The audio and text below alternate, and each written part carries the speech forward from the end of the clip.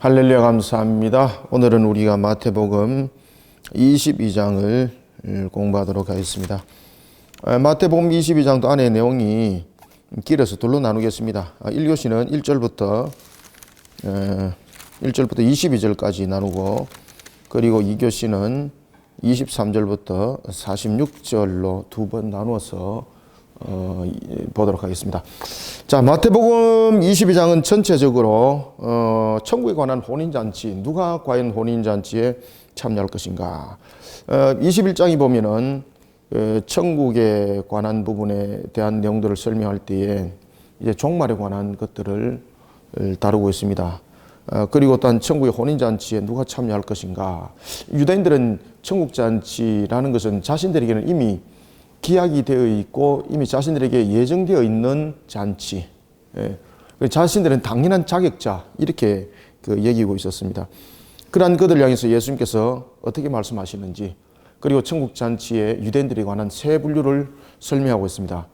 하나는 바테, 그리고 하나는 자기 사업, 그리고 또 한 무리, 이렇게 해서 세 무리들을 초청했는데, 이 세 무리들이 잔치에 당연한 것으로 여기고 자신들의 개인적 본리를 통해서 그 잔치를 기피 하더라는 것입니다. 이것이 그 천국 잔치의 성격을 말하고 있는데, 그 천국 잔치에 초청을 하는 것은 자격자의 모습을 가지고 사실은 초청한 것이 아니라 은혜로 초청한 것인데, 자신들은 스스로 자격자로 여기는 겁니다. 그러니 자격자가 가기 싫다면 안 가는 거죠. 그죠? 그리고 이제 또 천국 잔치를 통해서 우리에게 하나님께서 은혜를 통해서 그들을 부를 때에 천국잔치는 회개함이 그 속에 있다는 것을 우리에게 말을 해주고 있습니다. 그래서 오늘 우리는 1교시는 천국 혼인잔치와 그리고 또한 22장이 가지는 논쟁에 관한 네 가지가 있는데, 첫 번째는 세금에 관한 논쟁, 그 다음에 부활에 관한 논쟁, 그 다음에 계명에 관한 논쟁, 그리고 다윗의 자손에 관한 논쟁, 이 가운데서 1교시는 천국 혼인잔치와 세금에 관한 논쟁 22절까지 내용들을 보도록 하겠습니다. 자, 우리가 천국 혼인잔치는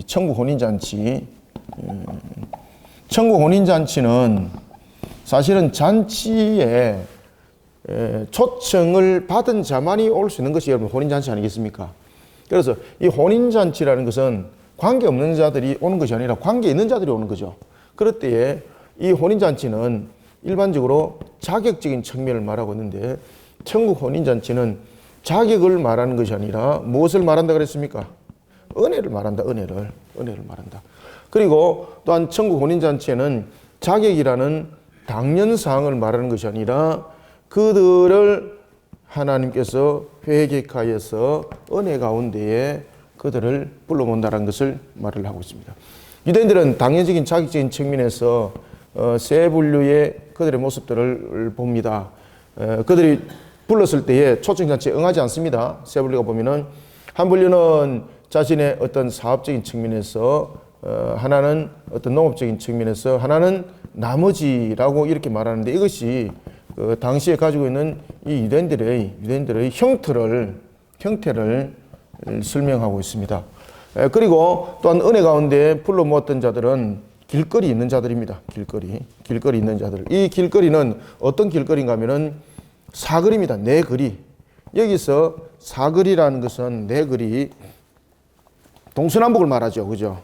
여기서 길거리라는 것은 네 방향의 거리를 말하는데, 이것은 모든 족속을 말합니다. 모든 족속.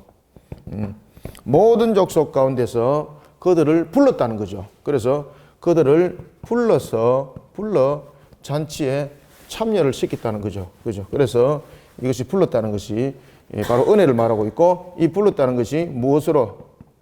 복음을 말하고 있다는 것입니다. 자, 이런 속에 이제 천국 혼인잔치가 일어나게 되고, 그 다음에 세금에 관한 논쟁을 통해서 또한 이야기를 하고 있는데, 이 세금에 관해서는 누구에게 세금을 갖다 바치느냐라는 것에 대해서 주권에 관한 설명을 하고 있습니다. 그때에 가이사라는 부분들이 등장하게 되고, 그리고 하나님이라는 부분이 등장을 하게 됩니다. 화폐를 가지고 예수님께서 구별해 주십니다. 가이사 것은 가이사에게로, 하나님의 것은 하나님에게로. 이런 부분들을 세금에 관한 논쟁에서는 무엇을 우리에게 중심적으로 이야기를 해주고 있는가? 그것은 바로 주권이고, 다시 말하면은 이 부분들을 통해서 모든 것은 하나님의 것이 돼, 하나님의 것이 돼. 하나님께서는 첫 번째, 두 번째는 마지막 종말에 모든 것을 심판하시고 다스리기 지금까지는 세상에 대해서 하나님께서 그 권세를 허락했다는 것을 설명하고 있습니다. 그런데 권세를 허락했대 이것이 우상화가 돼서는 안 된다는 겁니다. 우상화가 돼서는 안 된다는 겁니다. 그래서 오늘은 1교시에 이와 같이 천국 혼인잔치와 그리고 세금에 관한 논쟁을 통해서 성경이 우리에게 무엇을 조명해 주고 있는지를 보도록 하겠습니다. 앞에 내용들을 그냥 간략하게 지금 제가 설명을 드립니다. 그래서 안에 본 내용에서 보자고 제가 간략하게 드리는 거니까 내용들을 참고하시면 되겠습니다. 자, 그러면 우리가 이제 1절부터 우리가 3절까지 먼저 한번 읽어봅시다. 시작. 예수께서 다시 비유로 대답하여 이르시되 천국은 마치 자기 아들을 위하여 혼인잔치를 베푼 어떤 임금과 같으니 그 종들을 보내어 그 청한 사람들을 혼인잔치에 오라 하였더니 오기를 싫어하거늘. 아멘. 자, 지금 천국잔치를 하나의 혼인잔치에 비유를 하고 있습니다. 천국을 왜 여러분 혼인잔치에 비유를 했을까요? 혼인잔치는 자기 없으면 못 들어오죠. 그렇죠? 혼인잔치라는 것은 그 관계된 자들이 함께 축하하고 어울리는 잔치가 아니겠습니까? 그리고 이 혼인잔치는, 천국 혼인잔치는 무엇을 비유로 하는가 하면은 주님께서 재림하시고 그리고 있을 이 재림에 대한 우리가 공중에 일어나고 있는 이 휴거라는 이것을 갖다가 결혼이라고 이렇게 보는 겁니다. 이런 그 결혼, 재림, 천국 혼인잔치는 누가 참여할 수 있는가? 그런데 오늘 본문에 보면 천국은 마치 자기 아들을 위하여 혼인잔치를 베푸는 어떤 임금과 같다는 겁니다. 그러면은 이 천국잔치가 일어나고 있는 것에 대해서 일반적 잔치가 아니라 권세자에 의해서 이 내용들이 지금 진행되어지고 있다는 겁니다. 임금은 그죠? 그리고 3절에 보면은 그 종들을 보내어서 청한 사람들을 혼인잔치에 오라고 했는데 오기를 싫어하고 있습니다. 여기서 이제 종들이라는 것은 심부름을 하는 사람들이죠. 그래서 여기서 종들이라는 것은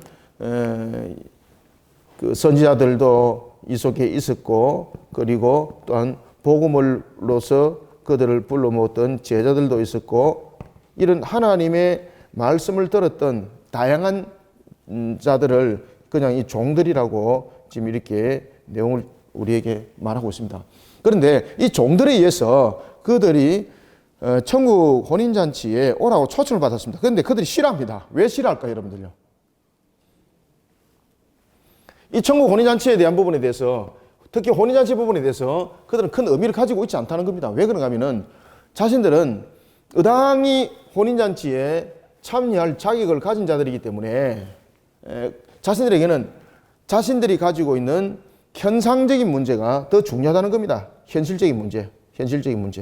그러니까 자신들의 어떤 현실적인 어떤 환경적인 요소들이 더 중요하게 여겨졌던 것입니다.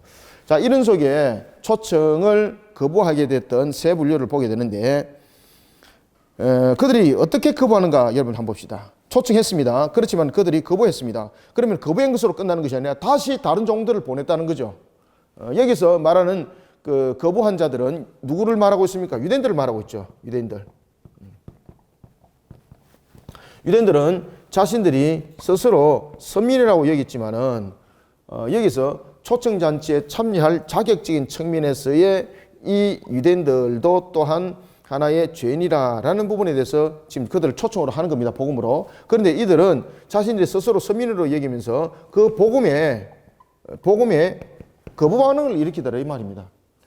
지금 그들이 천국잔치에 초청을 했습니다.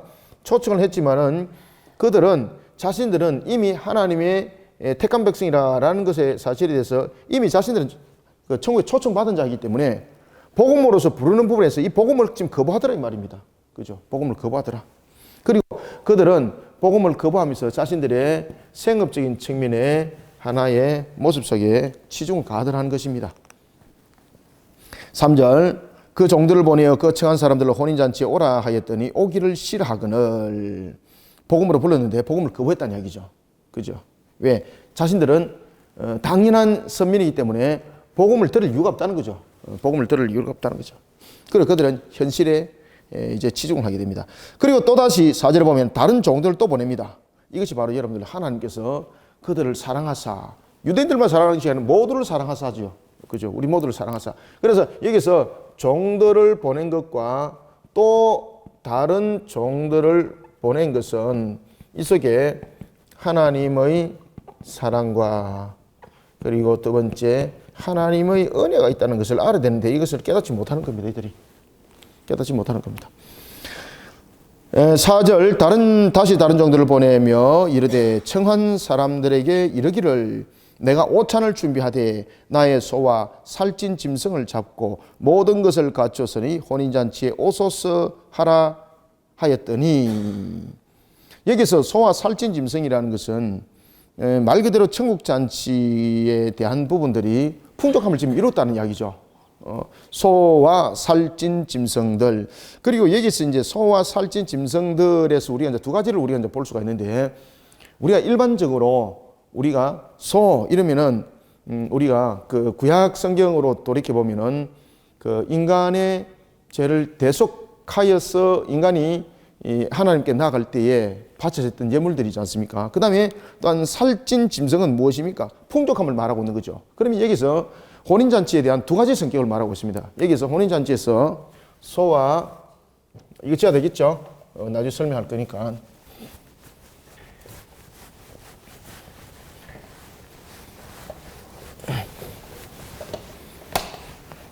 자, 소와 여기서 천국잔치에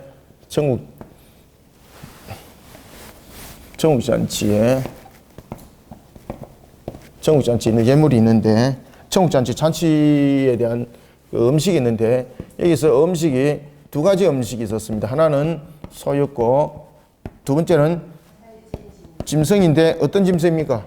그렇죠. 살이 찐 짐승입니다. 소라는 부분을 통해서는 우리가 대속적인 부분들을 담고 있죠. 그죠? 그래서 이 부분들은 죄사함에 관한 부분들을 다루고 있고, 그 다음에 짐승, 여기서 소라 그러지 않고 짐승이라고 얘기했잖아요. 그러면 이 짐승은 어떤 용도로 쓰는 겁니까? 잔치 용도로 쓰는데 어떤 것입니까? 축하고 기쁨을 나타내는 거죠. 그래서 여기서 살찐 짐승이라는 것은 말 그대로 그 기쁨의 잔치가 풍성함을 이루고 있다는 겁니다. 풍성함을 이루고 있다는 겁니다. 그러면서 우리는 이 소와 살찐 짐승을 통해서, 이 음식을 통해서 무엇을 우리가 조명해 볼 수 있습니까? 천국잔치 속에 무엇이 일어나고 있다는 겁니까? 하나님의, 그렇죠. 그래서 이런 부분들을 성경에서 구별해서 자꾸 이렇게 구별해서 보는 것도 중요합니다. 이와 같이 천국잔치를 통해서 우리는 소와 살찐 짐승을 통해서 음식이 지금 의미를 하는 것이 무엇인지를 우리에게 조명해주고 있다. 이 음식이 무엇을 조명해주고 있다? 하나님의 은혜. 소가 대속에 대한 죄사함을 말하고 있다면 천국잔치는, 살찐 짐승은 바로 축하, 기쁨을 말하고 있는데, 그 기쁨의 잔치가 살찐 짐승이라는 것은 풍성하다는 거죠. 그죠? 풍성하다는 거죠. 천국잔치가 그러한 속에, 하나님의 은혜 속에 천국잔치가 거행되어지고 있다는 것입니다. 그런데 이런 천국잔치에 초청을 했습니다. 복음으로 불렀다는 이야기죠. 그죠? 복음으로 불렀다는 이야기죠. 이때 복음으로 불렀을 때에 여러분 보십시오. 어떤 일들이 일어났습니까? 이런 일들이 났다는 거죠. 유대인들은. 왜? 자신들은 당연직 천국잔치에 초청을 받을 어떤 조건이 필요 없이 자신들은 언제든지 갈 수 있는 것. 그래서 자신들은 초청적인 측면에서 복음은 의미 없다는 겁니다. 초청적인 측면에서의 복음. 그러니까 초대장에 대한 복음, 의미가 없다는 거예요. 왜? 자신들은 이미 천국잔치에 초청받은 선민이기 때문에. 그러니까 화를 내고 겁을 하는 거예요. 그죠? 왜 그런가 하면 그 복음 속에는 무엇이 있었습니까? 제삼 회개가 있었지 않습니까? 그러한 그들의 모습 속에서 우리가 봅시다. 한 사람은 어디로 가더라? 자기 밭으로 가고, 그리고 한 사람은 어디로 가더라? 사업으로 가고, 나머지가 있었더라. 그래서 여기서 자기 밭으로 가고 자기 사업을 하러 가고라는 것은 돌아보지도 않았다는 겁니다. 그러면은 구원의 복음에 대해서 관심조차도 두지 않고 자신들은 이미 구원의 백성인 줄 알고, 아시겠습니까?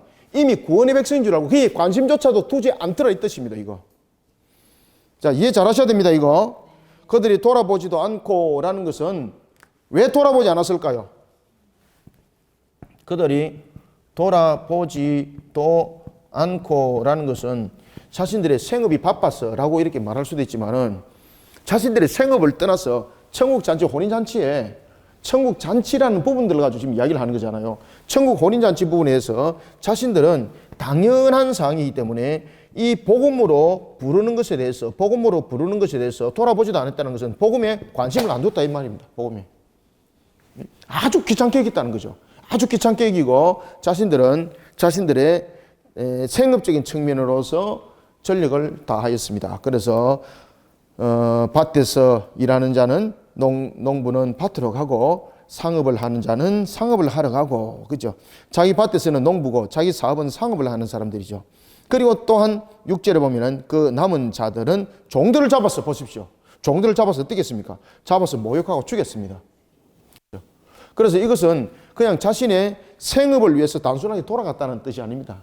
생업을 위해서, 생업이 바빠서 그 갈 시간이 없어요 이 뜻이 아니에요 지금. 그게 아니고 복음에는 무엇이 묻어져 있었습니까? 회개함이 묻어져 있었거든요. 회개함이 묻어져 있으니까 이 속에서 이들은 복음에 대해서 관심조차도 두지 않는 겁니다. 왜? 자신들은 당연히 선민이기 때문에 초청장을 받아서 천국 이야기하는 것 자체가 틀렸다는 거죠. 그러니 남은 사람들이 어떻게 합니까? 그 종들을 죽여버리는 거예요. 종들을 죽임. 여러분, 귀찮아서 죽였다 그러면 말 안 되는 거죠. 바빠서 죽였다는 건 말 안 되는 거죠.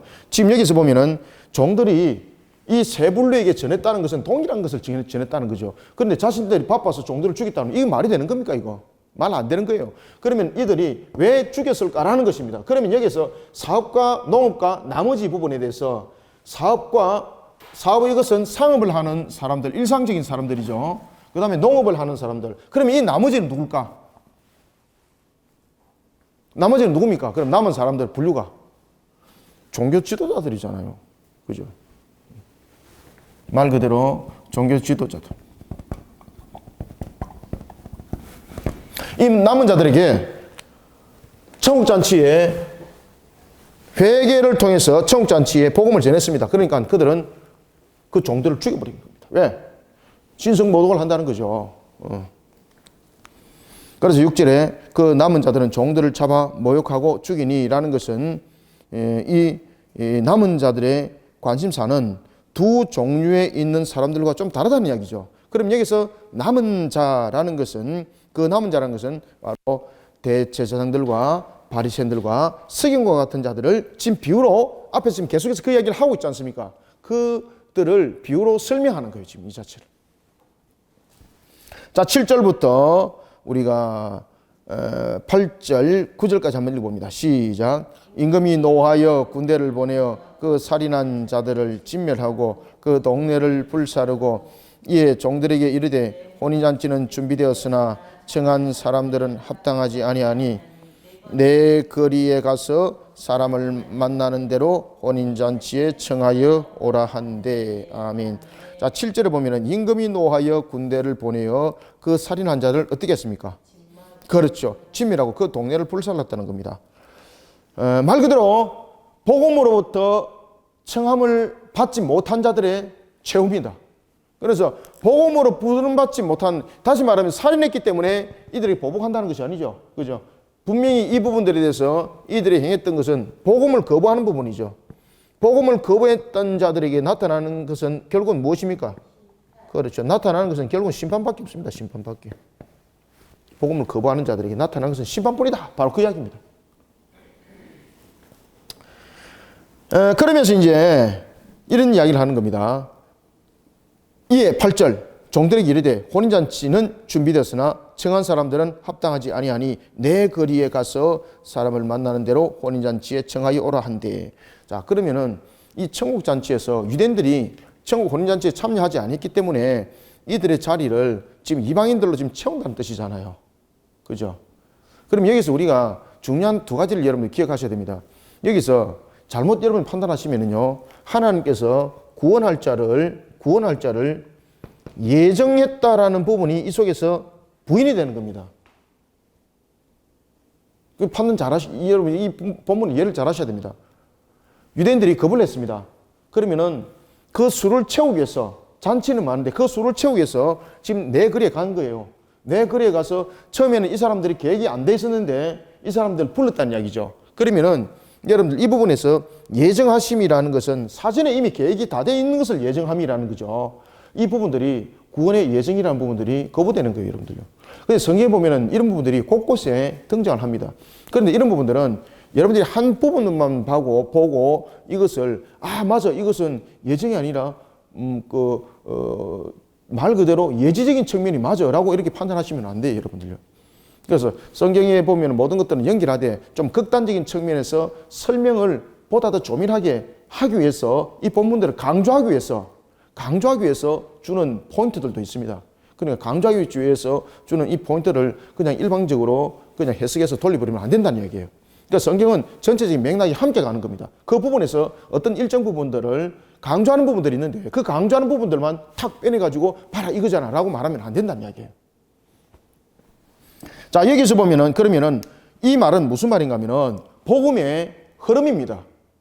예수님께서 어떤 이야기를 하는가 하면은 복음의 흐름이 제일 처음에 누구로부터 시작됐습니까? 그렇죠. 바로 그 이야기입니다. 예수님께서 유대인으로서 제자들을 불렀잖아요. 그때의 제자들을 12사도들을 세웠고 그리고 그들을 통해서 유대인들뿐만 아니라 이 복음이 어디로 흘러갔습니까? 지금 이방인에게 흘렀다는 이야기입니다. 지금 이 부분들을 전체적인 측면에서 조명을 하고 있는 거예요. 이런 측면에서 유대인들을 불렀지만은 유대인들은 복음에 천국잔치에 응하지를 않았단 말이죠. 그런데 이들은 분명히 천국잔치에 자격이 없어 라고 여겼던 그 이방인들이 복음에 오더라는 것입니다. 그죠? 그래서 그것을 지금 강조하는 측면에서 예수님께서 이 말씀을 조명하는 거예요. 복음에는 점진성이 있습니다. 그 다음에 복음에는 어디로부터 확장이 되었는가? 그러니까 점진성이 확장성과 함께 일어날 때에 그 씨발들을 어디로부터 시작하는가라는 것입니다. 그죠? 그래서 그 복음을 하나님께서 유대인들을 통해서 그 내용들을 증거해 나갈 때는 유다 지파를 통해서 그 일들을 이룰 것, 그 다음에 납달리 지파가 있었던 갈릴리 지역에 대해서 복음이 증거되어질 것, 이런 부분들을 함께 이야기를 하고 있다는 거죠. 그럼 여러분들 그 납달리 지파가 있었던 갈릴리 지역에는 유대인들만 있었습니까? 아니죠. 갈릴리 지역에는 이방인들이 함께 있었고 그 속에서 예수님께서 복음을 전할 때도 누가 그 속에서 복음을 들었습니까? 이방인들이. 그죠? 그러니 예수님께서 지금 이 이야기는 종합적인 측면에서 강조적인 측면에서 이야기를 하는 거예요. 유대인들에게 먼저 복음이 전거되었지만은 그들은 복음을 받아들이지 않더라는 거죠. 그런데 이방인들이라고 여겼던 그들, 천국 백성이 아니라고 여겼던 그들에게는 복음이 전거되어지니 오더라는 것입니다. 그죠? 그 내용들을 지금 강조하는 측면이라고 여러분 보셔야 되는 거예요. 그렇지 않으면은 이 부분들은 복음은 예정이 아니라 예지라는 부분이에요. 예지라는 부분들. 그죠? 아니면은 예지를 떠나서 그저 아무나 그냥 끌어모아서 천국 잔치하는 것으로 되어버리는 거예요. 맞잖아요. 안에 내용들을 보면은. 그래서 이런 부분들은 강조점이 있다는 겁니다. 강조점이. 그래 유대인들의 무엇을 지금 질타를 하고 있는 겁니까? 잘못된 선민 사상을 지금 질타하는 측면에서 이 내용들은 본문이 강조된 겁니다. 이게. 그래서 이 본문들을 전부 다 극단적으로 해석하시면 안 돼요. 극단적으로 해석하게 되면은 이 예정론이 맞지 않게 되고 예지론으로 들어가게 되고 또 하나는 예정론도 아니고 예지론도 아니고 무엇입니까? 그냥 되는 대로 그냥 끌어모은 거예요. 그냥 되는 대로 끌어모은 거. 그런데 여기서 분명히 여러분 인지해야 될 것은 뒤에 보면 그 내용이 이제 풀려나가요. 뭔가 하면요. 예복을 입은 자입니다. 예복을 입은 자. 여러분들 예복은 누구에게 줍니까? 신랑과 신부와 관계 있는 자들에게만 예복을 주는 거잖아요. 그죠? 지금 그러면 여기서 보면은 나중에 내 거리에서 온 자들도 무엇을 입는다는 이야기입니까? 그렇죠. 예복을 이 내 거리에 있는 자들도 그냥 오는 것이 아니라 이들도 전부 다 예복을 입고 온다는 뜻이에요. 그죠? 예복은 어떤 자들이 입습니까? 관계된 자들.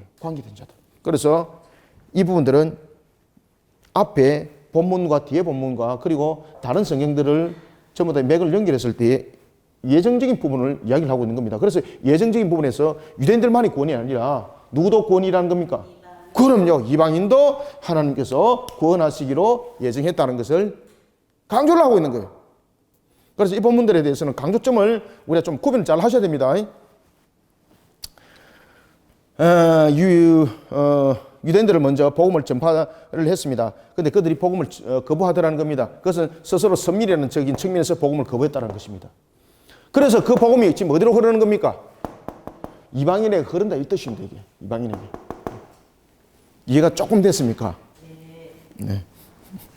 동영상을 보시는 분도 이해가 되셔야 되는데. 그래서 이 부분들은 이렇게 맥락을 잘 보셔야 됩니다.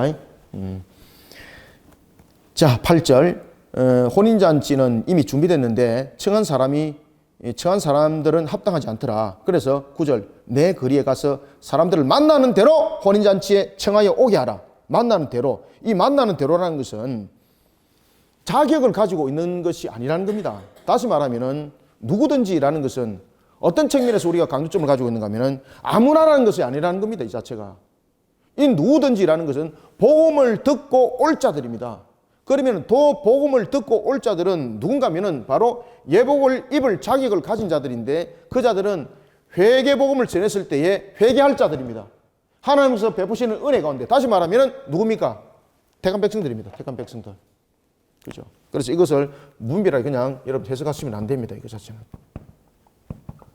택한 백성들의 모습들의 성격들을 지금 설명을 하고 있습니다. 지금. 그래서 내 거리라는 것은 모든 민족, 열방들, 그죠? 내 거리. 여기서 내 거리는 누구를 말한다 그랬습니까? 모든 족속들, 모든 민족에게로라는 것을 우리에게 설명하고 있습니다. 그래서 복음이 그 확장되어지는 것을 말하고 있고 이제 복음의 점진성에 관해서 그 이야기를 하고 있습니다. 만나는 대로 혼인잔치에 청하여 오라 한데 10절부터 10절 한번 읽어봅시다. 시작. 종들이 길에 나가 악한 자나 성안한 자나 만나는 대로 모두 데려오니 혼인잔치에 손님이 가득한지라. 아멘. 여러분들 사람 가운데 선한 사람 있습니까? 선한 분은 오직 누구만이 선하다 그랬습니까? 오직 선한 분은 하나님 한 분뿐이거늘이라고 말씀하셨죠. 그죠? 그러면 여기서 선한 사람, 악한 사람이라는 것은 무엇을 말하는가? 이 다양한 사람들을 말하고 있는 겁니다. 다양한. 우리가 살아나가고 있는 형태. 우리가 살아나가고 있는 형태 속에서 다양한 계층 속에 하나님께서 택한 백성들을 불러 모으고 다양한 계층 속에서 그들을 복음을 통해서 초청하는데 여러분들 보시면은 여기서 악한 자, 선한 자, 요한계시록에 기억나죠? 요한계시록에서 보면은 우리가 이제 요한계시록 공부할 때 제가 여러분들에게 6번째 인의 재앙과 7번째 나팔 재앙에 대한 성격을 구분해서 말씀드렸잖아요. 그러면 선한 자는 대체로 어느 쪽에서 부름을 받겠습니까? 그렇죠. 복음으로. 그러면 이 악한 자들은 환란을 거쳐서 오는 자들입니다. 되게 두들기 맞춰가지고. 그래서 이런 자들, 선한 자들은 보통 보면은 5번째 인의 재앙이 떨어지기 전에 복음으로서 부름받은 자들. 그죠? 그런가 하면은 이 악한 자들은 강팍한 자들이죠. 그래서 가장 그 강팍한 속에서 환란과 고난이라는 7번째 나팔 재앙 속에서 맨 끝에 부름을 받은 자. 이제 이해가십니까? 네. 그래서 여기서 선한 자와 악한 자는 복음으로서 부르는 두 분의 단계를 우리에게 설명해 주고 있다. 아시겠습니까?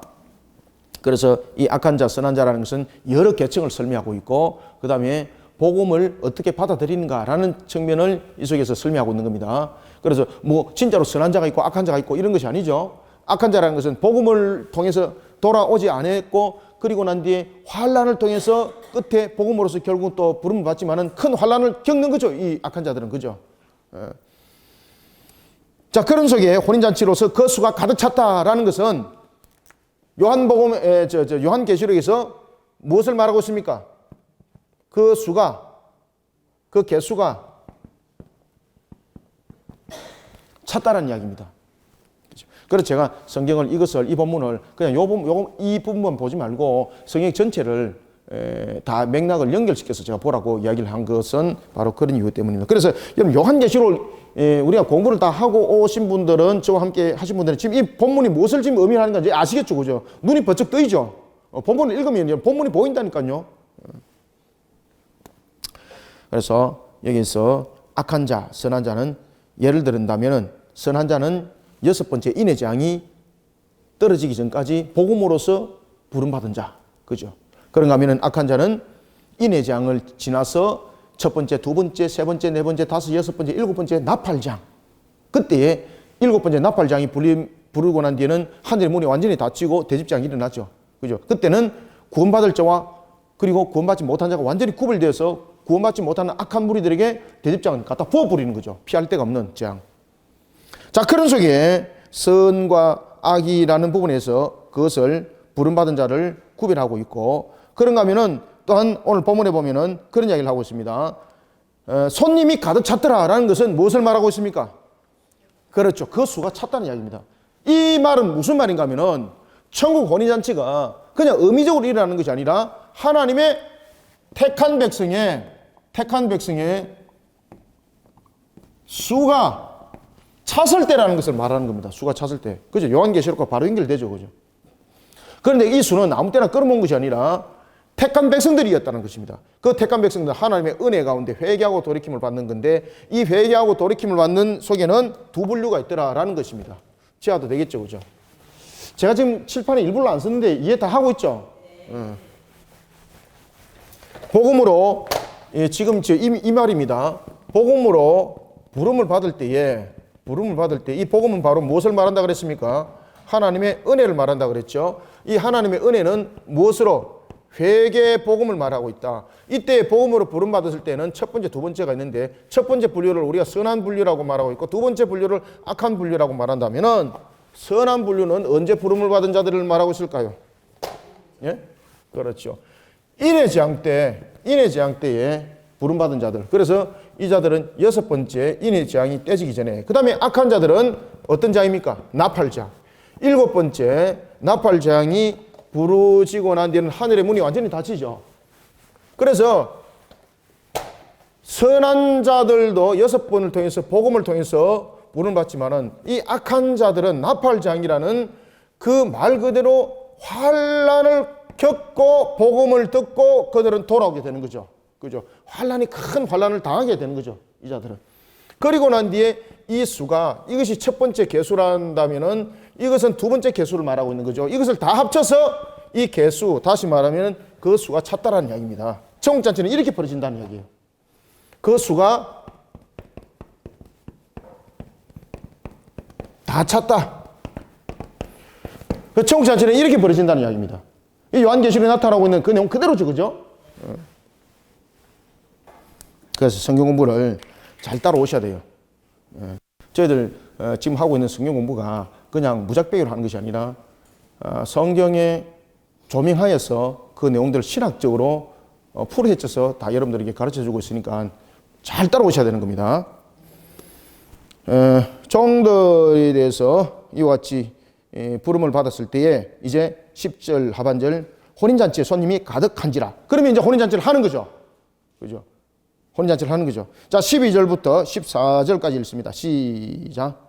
11절부터 시작. 임금이 손님들을 보러 들어올세 거기서 예복을 입지 않은 한 사람을 보고 이르되 친구여 어찌하여 예복을 입지 않고 여기 들어왔느냐 하니 그가 아무 말도 못하거늘 임금이 사원들에게 말하되 그 손발을 묶어 바깥 어두운 데에 내 던지라 거기서 슬피 울며 이를 갈게 되리라 하니라. 청함을 받은 자는 많되 택함을 입은 자는 적으니라. 아멘. 자, 결국 무슨 이야기를 지금 하고 있습니까? 택함을 받은 자라고 말하잖아요. 그죠? 그래서 여러분들 이것을 앞에 그냥 한 구절만 갖고 보시면 안 된다는 이야기예요. 이 문맥을 전체적으로 보고 그 다음에 성경의 전체를 연결해서 보면은 예정에 대한 부분을 지금 말하고 있다는 거죠. 택한 백성들. 그죠? 11절은 말합니다. 임금이 손님들 이제 보러 옵니다. 손님들을 보러 올세라는 것은 무엇입니까? 주님의 재림이죠. 그죠? 보러 올세라는 것은 무엇을 말합니까? 주님의 재림을 말합니다. 재림. 보러 오는데 무엇을 입지 않았더라? 자, 여러분들 이 재림 때는 예복을 입은 자들만이 이 예식에 참여할 수 있습니다. 그런데 보니까 예복을 입은 자가 있는가 하면 예복을 입지 않은 자가 있더라. 이 예복을 입지 않은 자를 어떻게 했습니까? 손발을 묶어버리는 거죠. 손발을 묶어서 그를 내쳐버리는 거죠. 바로 무엇입니까? 심판 아닙니까? 심판. 그럼 여기서 예복을 입지 않고 자신이 당연시 되는 줄 알고 이렇게 실직이 이렇게 밀고 들어온 자가 있었는데 그가 누구였습니까? 바로 유대인들이죠. 유대인들. 예복을 안 입었다는 거죠. 그래서 유대인이라도 예복을 입지 않은 자는 혼인잔치에 참여할 수 없다는 이야기입니다. 슬피 울며 이를 가더라.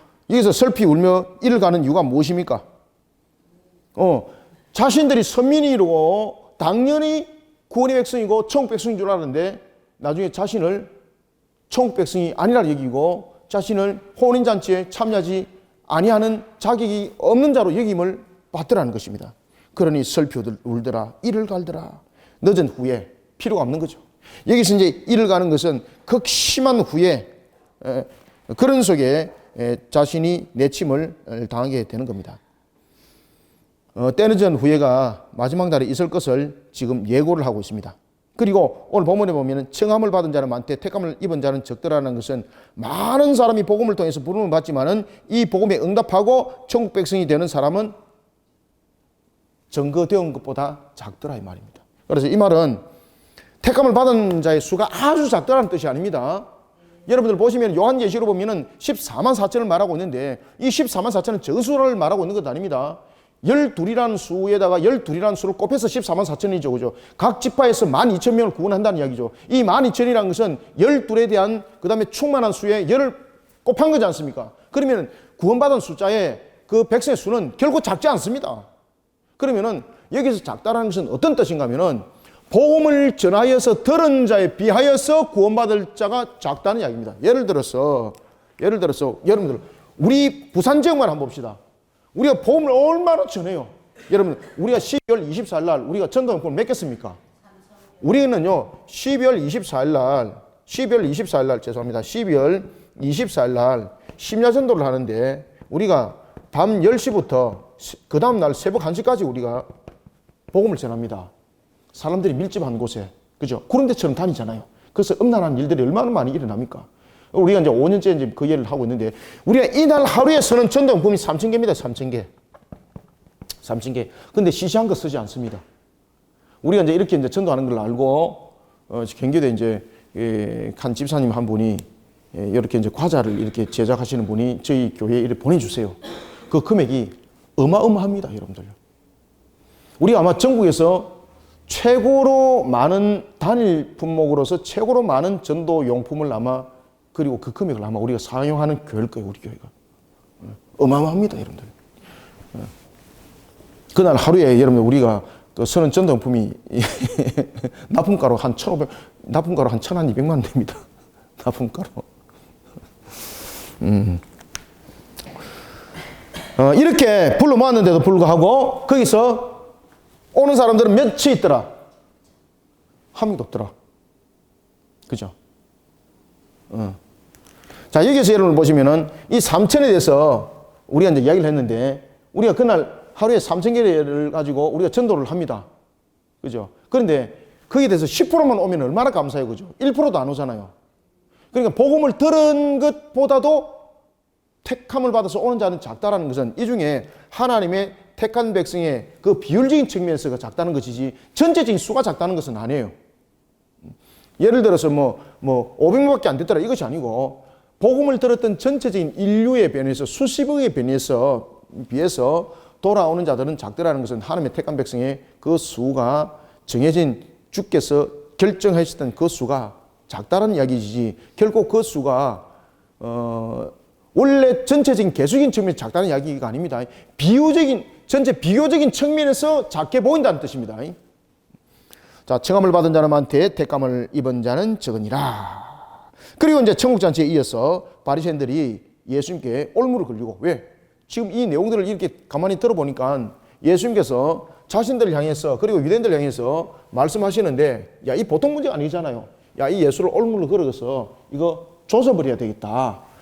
그런 속에 그들이 하나가 됩니다. 누가 하나가 되는가 하면요.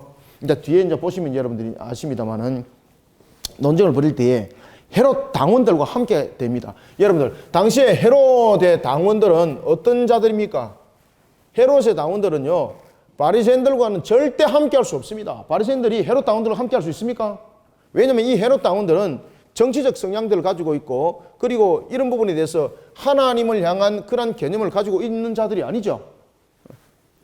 그리고 특히 이제 헤롯 당원들은 여러분이 이제 잘 아시는 것처럼 이방인에 대한 부분들을 가지고 자신들을 정치적인 세력화를 형성했던 바로 헤롯 왕과 함께하는 그런 당원들이죠.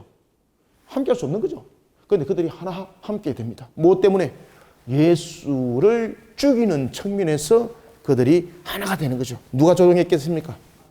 마귀가 조종하는 거죠. 마귀가. 여러분들, 마귀가 음란의 영을 풀어가지고, 그죠? 하나가 되게 만들고, 음란의 영을 풀어가지고 예수를 조롱하게 만들고, 음란의 영을 풀어가지고 예수님을 모독하게 만들고, 그런 식으로 하는 거예요, 여러분들. 자, 이제 15절부터 16절까지 한번 읽어봅시다. 시작. 이에 바리새인들이 가서 어떻게 하면 예수를 말의 올무에 걸리게 할까 상의하고 자기 제자들을 헤롯 당원들과 함께 예수께 보내어 말하되, 선생님이여, 우리가 아노니 당신은 참되시고 진리로 하나님의 도를 가르치시며 아무도 꺼리는 일이 없으시니 이는 사람을 외모로 보지 아니하심이니이다. 그러면 당신의 생각에는 어떠한지 우리에게 이르소서. 가이사에게 세금을 바치는 것이 옳으니까 옳지 아니하니까 하니. 아멘. 자, 이에 이제 바리새인들이 예수님을 말의 올무로 걸기 위해서 헤롯 당원들과 하나가 됩니다. 헤롯 당원과 하나가 된다는 것은 그 당시에 로마의 대리적 통치자였던 헤롯의 지지자들이 헤롯 당원들이죠. 그들과 함께 할 수 없는 그들이 예수를 그들의 올무에 묶어서 예수를 처단하는 일에 하나가 되었습니다. 그때에 그들이 하나가 되어서 이런 질문을 하게 되는 겁니다. 무엇을 질문하게 되는 겁니까? 그래서 세금 문제를 가지고 들고 노는 겁니다. 이 세금 문제를 들고 놓을 때에 세금에 사용되었던 이 내용들을 가지고 설명할 때에 이 세금은 누구에게 바치는 것이 되는 겁니까? 로마 정부에 관한 내용이죠. 세금을 바치는 것이 옳습니까? 옳지 않습니까? 그런데 여러분들, 유대인들은 그 당시에 세금을 거두어 들이는 세리를 매국노라 얘기했죠. 특히 여러분들 마태가 기록했던 이 마태가 세리였거든요. 세리였거든요.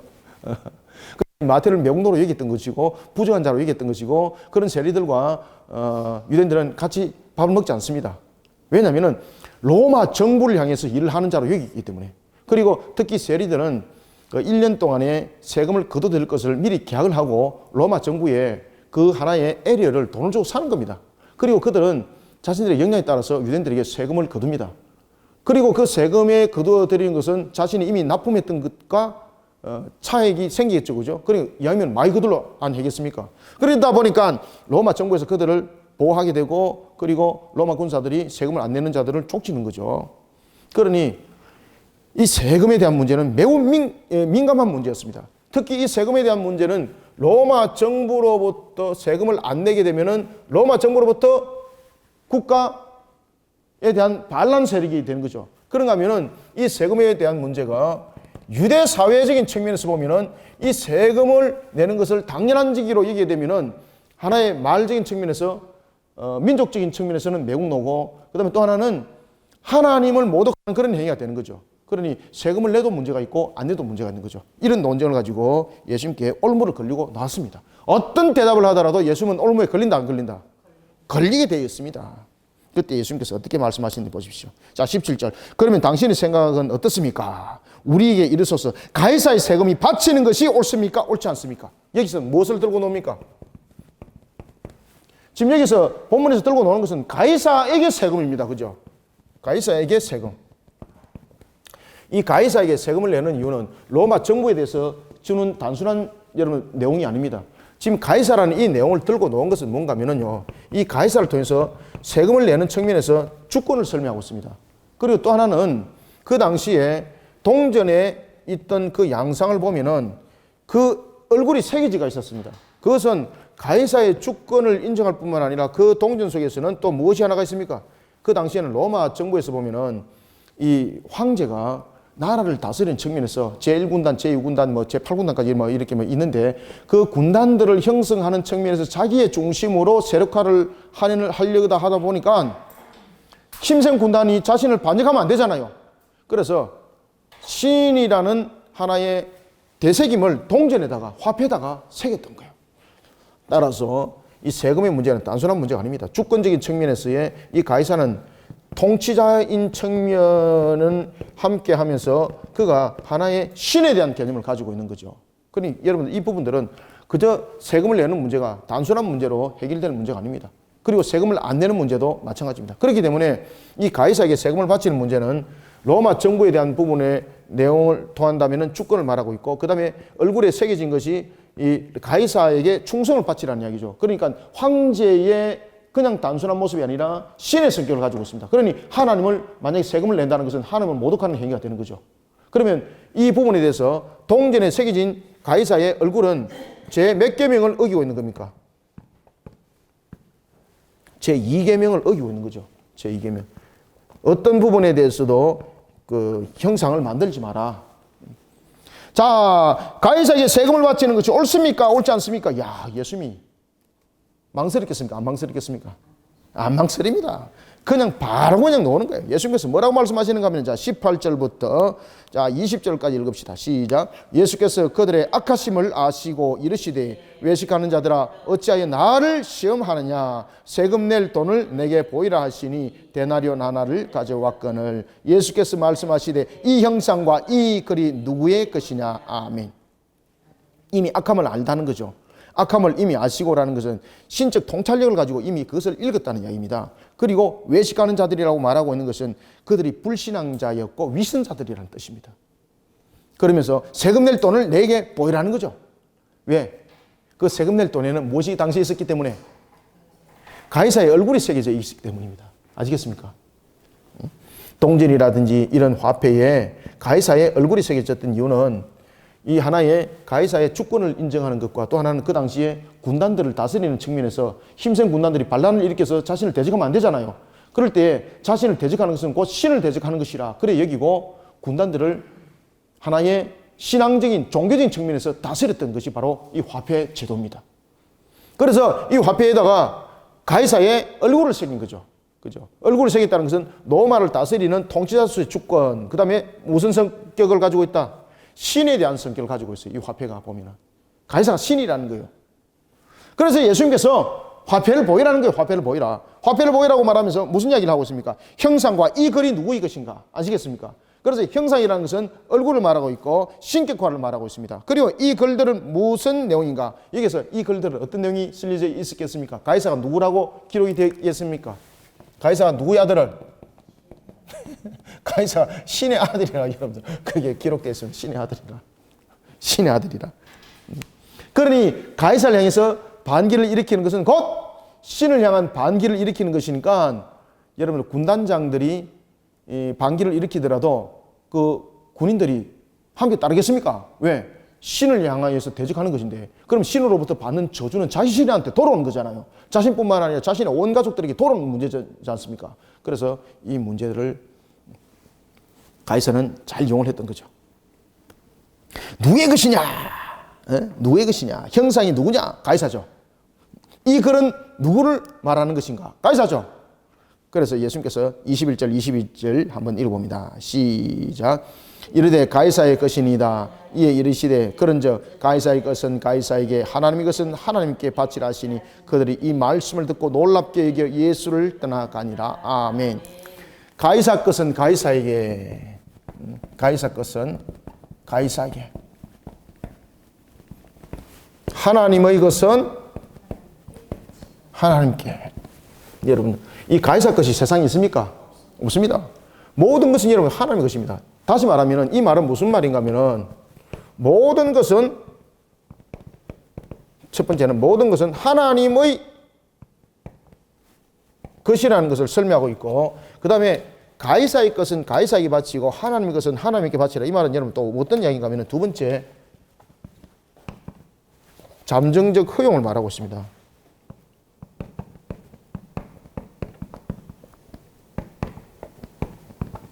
하나님께서 세상의 권세를 허락했습니까? 안 했습니까? 그렇죠. 바로 그 이야기입니다. 하나님께서 세상의 권세를 허락하셨습니다.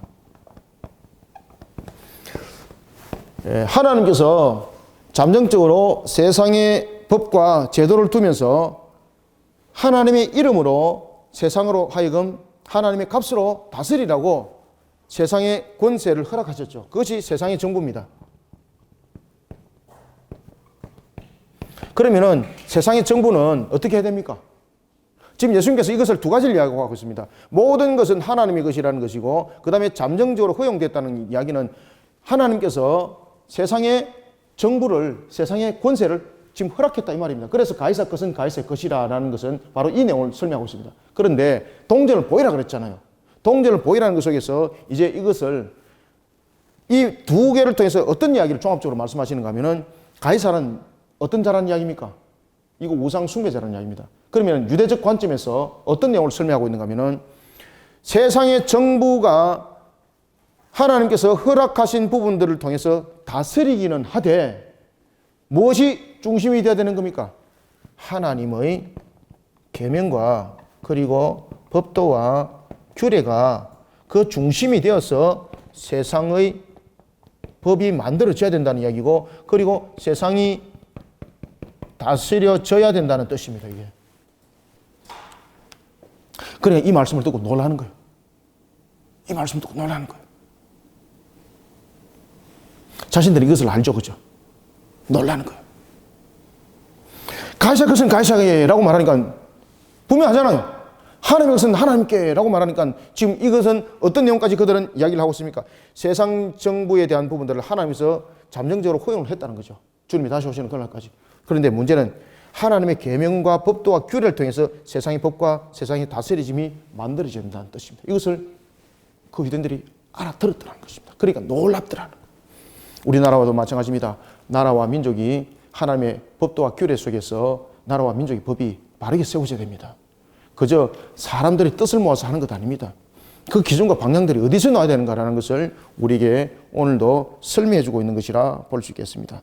따라서 하나님의 것임을 말하는과 동시에 하나님께서 하나님의 나라의 완전함을 이루는 심판 때까지 세상의 법과 제도를 허락했음에도 불구하고 세상은 무엇을 따라야 되는 것을 말하고 있습니까? 그 법과 제도는 반드시 하나님을 향한 신앙 가운데에 그 기준을 따라야 된다. 이것을 설명하고 있습니다. 그것을 알고 놀랍더라는 것입니다. 자, 오늘은 우리가 1교시는 이와 같이 마태복음 1장 22장 1절부터 22절을 통해서 천국에 대한 초청잔치와 그리고 세금에 대한 논쟁을 통해서 공부했습니다. 내용들을 잘 여러분들이 공부 따라오시고 그리고 우리의 근본들과 방향들을 바르게 인지하고 바르게 세워나가는 저와 여러분들이 다 되시기를 소망합니다.